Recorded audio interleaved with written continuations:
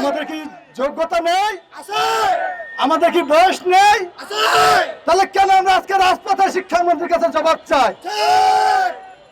আমাদের সকল যোগ্যতা থাকার সত্ত্বেও, আমাদের সনদ থাকার সত্ত্বেও, আমাদের শিক্ষক হওয়ার সকল সত্য পূরণ করার সত্ত্বেও আমরা কেন রাজপথে?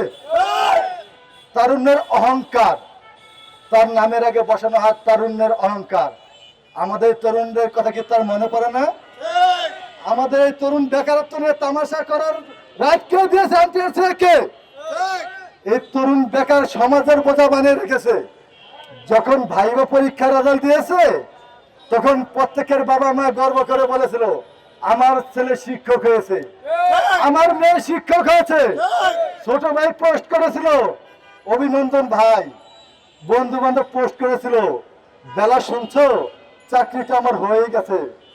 বেলা ঠিকই শুনছে, চাকরিটা আর হবে না। এই দায় কে নেবে? এই সমাজে প্রজাকারের কাছে এখন জিজ্ঞেস করে আপনার ছেলে কোন কলেজে চাকরি করে, আপনার মেয়ে কোন স্কুলে চাকরি করে, কোনো উত্তর নেই। অনেকের আবার মস্করা করে, ভাইয়া বেতন পাইছেন? ভাইয়া মিষ্টি খাওয়াবেন না? এসব তামাশার অধিকার কে দিয়েছে রাষ্ট্রকে?